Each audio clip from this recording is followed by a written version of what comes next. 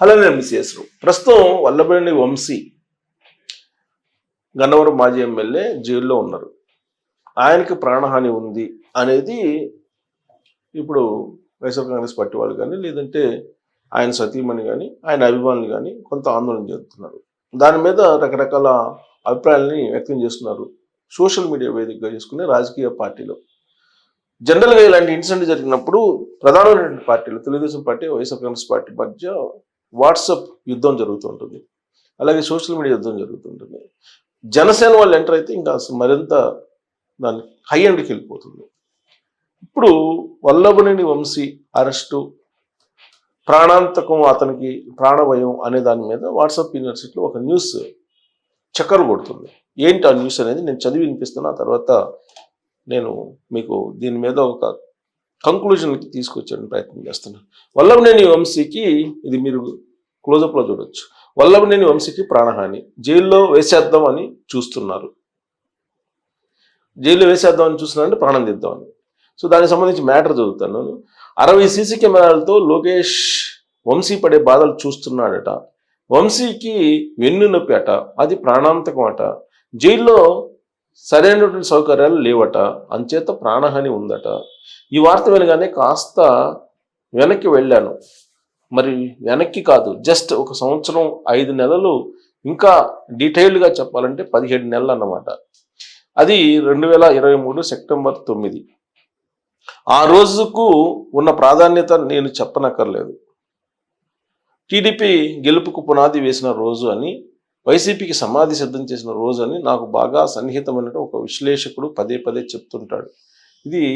ఈ డేట్ ఏంటంటే చంద్రబాబు గారిని జైల్లో పంపించినట్టు రోజు అనమాట. అందుకు రాశాడు. సరే, ఆయన భాష వదిలేసి మామూలు భాషలో చెప్పాలంటే చంద్రబాబు అరెస్ట్ జరిగిన రోజు, ఆ రోజు చాలా మందికి ఇంకా జ్ఞాపకాల్లో నుండి చిరిగిపోయి ఉండదు. అరెస్ట్ ఏదైనా అరెస్టే కదా.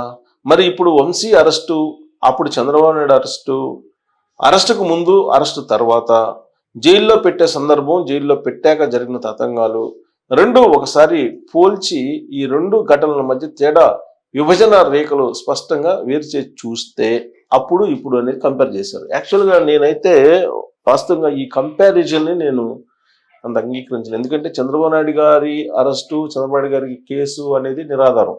వాస్తవంగా అది నిరాధారమైనటువంటి ఆరోపణలతోటి ఫైల్ చేసినటువంటి కేసు. దాని మీద ఛార్జ్ షీట్ వేయడానికి కూడా ఇన్వెస్టిగేషన్ ఏజెన్సీస్కి ఎలాంటి క్లూలు లభించలేదు చంద్రబాబు గారి కేసు. పైగా చంద్రబాబు గారు సుదీర్ఘమైనటువంటి రాజకీయ అనుభవం, 40 సంవత్సరాల పైగా రాజకీయ అనుభవం ఉన్నటువంటి లీడరు.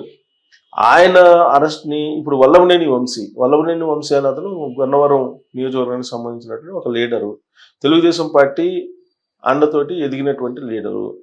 అతను అరెస్ట్ని, చంద్రబాబు గారి అరెస్ట్ని కంపేర్ చేయటం అనేది ఎందుకునో అంత కరెక్ట్ సబబు అనిపించలేదు. ఎనీహౌ వాట్సాప్ యూనివర్సిటీలో మెసేజ్ కాబట్టి నేను చదివి వినిపిస్తాను.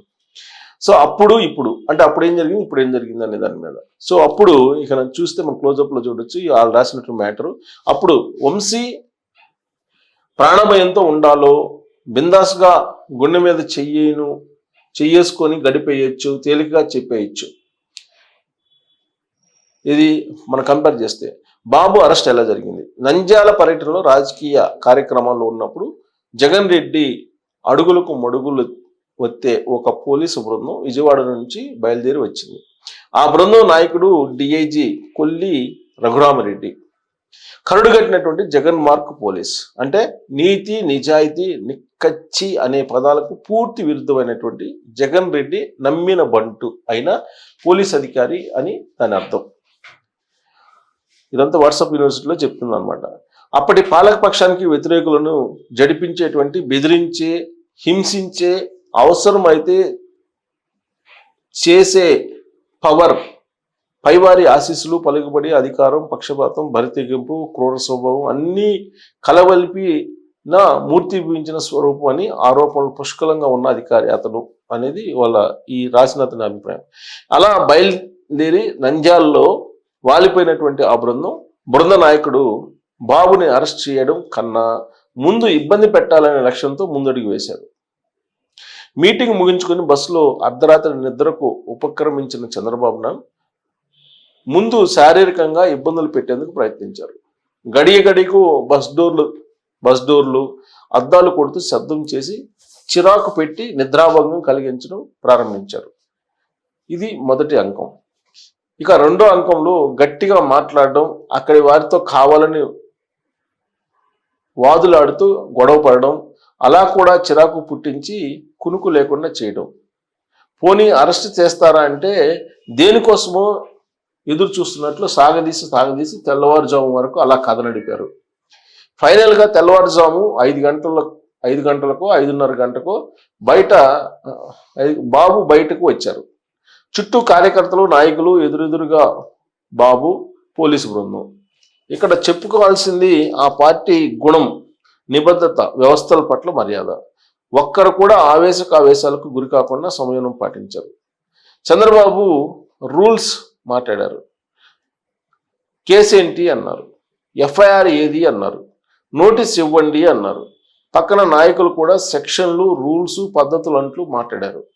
అంతే తప్ప అక్కడ ఒక్క రాయి కూడా పడలేదు, ఒక్క లాఠీ విరగలేదు, ఒక్క బొట్టు రక్తం చెందలేదు. ఫైనల్గా బాబు ధీరోదత్తుడిలా సంతకం పెట్టి సహకరించి తన వాళ్ళను సముదాయించి ముందుకు కదిలాడు. కట్ చేస్తే వంశీకి జరిగింది ఏంటి ఇప్పుడు అంటే, పార్టీ చేసుకుని ఇంటికి వస్తున్న వంశీని వెంబడించి ఇల్లు ఎక్కడో కనుక్కున్నారు. తెల్లవారుజామున పద్ధతిగా తలుపు కొట్టారు. అంతకు ముందే రాయదుర్గం పోలీసులకు సమాచారం ఇచ్చారు. వారి సహకారం తీసుకున్నారు. డోరు తెరిచిన వంశీ ఆశ్చర్యంతో బిత్తరపోయి తత్తరపడేలా చేశారు. ఇదిగో నోటీస్, ఇది కేసు, ఇది ఎఫ్ఐఆర్ అంటూ అన్ని చేతిలో పెట్టి ఇంకేమన్నా కావాలా అని అడిగారు. అయినా సరే వంశీ బట్టలు మార్చుకునే నెపంతో 40 నిమిషాలు బాత్రూంలో తనకు కావలసిన మంది, మార్బలం, నీలి మీడియా అందరినీ సమాయత్తపరుచుకునే అవకాశం కూడా దక్కింది. ఆ రోజు 10 గంటలు పైగా బాబు ప్రయాణం కొనసాగింది. తెలివిగా హెలికాప్టర్ వద్దన్నాడు. బాబు ప్రమాదం అని ముందుగానే పసిగట్టి మరి వంశీది సొంత కారులో ఫ్యామిలీతో కలిసి సాగింది ప్రయాణం. మధ్యలో సూర్యాపేటలో టిఫిన్, బ్రేక్ఫాస్ట్ ఇచ్చి మరీ ఆ రోజు అన్ని గంటల ప్రయాణం తర్వాత మళ్ళీ చంద్రబాబు నాయుడును విచారించిన వైనం కనీసం అలసట తీర్చుకునేందుకు 1/2 నిమిషం కూడా ఇవ్వని కాఠిన్యం మనం ఎరుగుదాం కదా. ఇక్కడ అలా లేదు కదా వంశీ. పోలీస్ స్టేషన్లో చిందులు, దూషణలు, బూతులు మనం చూడనివి కాదు కదా. ఇక జైల్లో మరిన్ని దారుణాలు. అసలు జైల్లో పెట్టడమే ఒక దుర్మార్గంతో మొదలు.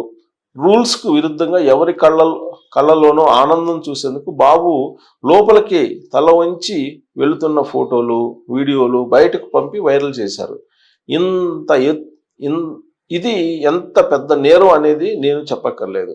జైల్లో కుర్చీ కూడా లేదు కదా, ఇవ్వలేదు. కోర్టుకు వెళ్ళి తెచ్చుకోవాల్సి వచ్చింది.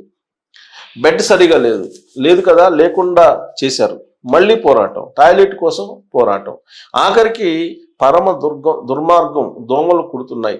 అప్పటికే ఒక ఖైదీ డెంగ్యూతో చనిపోయాడు, ఇబ్బందిగా ఉంది అంటే జైల్లో దోమలు కుట్టక రంభా, ఊర్వశి వచ్చి కన్ను కొడతారా, కౌగులించుకుంటారా అంటూ దారుణమైన, నీచమైన, చండాలమైన కామెంట్లు వైఎస్ఆర్ కాంగ్రెస్ పార్టీ నుంచి.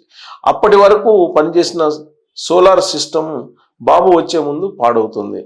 వేడి నీళ్ళు ఇవ్వండి, నాకు అనారోగ్యం సమస్య, చర్మ సమస్య ఉంది అంటే కుదరదు, రూల్ అంటే రూలే అన్నారు.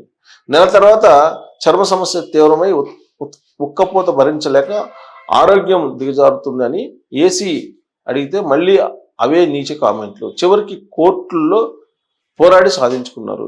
ఇక్కడ వంశీకి అలాంటి పరిస్థితి ఎక్కడ ఉంది? వీరి ఆరోపణ 60 సీసీ కెమెరాల మానిటరింగ్ నేరమాట. ఇది ఎక్కడ లాజిక్? కెమెరాలు లేకుంటే కదా ప్రమాదం. చంద్రబాబు లాంటి పరిస్థితి ఎక్కడ ఉంది? ఆ రోజు రాజమండ్రి సెంట్రల్ జైలు పై ఏకంగా డ్రోన్లే ఎగురవేశారు కదా. అలా లేదే, ఇక్కడ జరిగే అవకాశమే కనిపించలేదు కదా. ఇచ్చోట మరి భయమేలా వంశీ? హాయిగా గుండెలపై చేసుకుని పడుకో. జరిగేది జరగక మానదు, కర్మ సిద్ధాంతం వర్తించక మానదు. ఇది వాట్సాప్లో వల్లభనేని వంశీ గురించి మొత్తం చక్కర్లు కొడుతున్నటువంటి ఒక పోస్ట్ సోషల్ మీడియాలో, ప్రధానంగా వాట్సాప్ యూనివర్సిటీలో చక్కర్లు కొడుతుంది అనమాట. ఆ రోజు చంద్రబాబు నాయుడు గారికి జరిగినటువంటి మొత్తం అరెస్టు ప్రక్రియ ఏ విధంగా ఉంది, ఇప్పుడు ఎలా ఉంది అని చెప్పి. పైగా జైల్లో ఉంటే దోమలు కొడుతున్నాయని అంటే చంద్రబాబు నాయుడు గారు ఆ రోజున వైఎస్ఆర్ కాంగ్రెస్ పార్టీకి సంబంధించిన కొంతమంది నేతలు దోమలు కొట్టక జైల్లో రంభా ఊరసి వచ్చి ఆడతారా అలాంటి కామెంట్లు చేశారు. సో ఇప్పుడు వంశీకి 60 కెమెరాలతోటి మొత్తం భద్రత కల్పిస్తున్నారు. 60 సీసీ కెమెరాలు ఉన్నాయి. సో మరి భద్రత, నా ప్రాణ భయం ఉంది అని అంటే ఎక్కడ ఉన్నట్టు అనే ప్రశ్న వేస్తూ ఈ సోషల్ మీడియాలో ఈ వైరల్ అవుతున్నటువంటి న్యూస్. మరి మీరు ఇది చూసిన తర్వాత ఈ వైరల్ అవుతున్నటువంటి న్యూస్లో ఎంతవరకు మానవీయ కోణం, ఎంతవరకు నిజం ఉంది అనేది మీరు డిసైడ్ చేయొచ్చు. Thank you very much.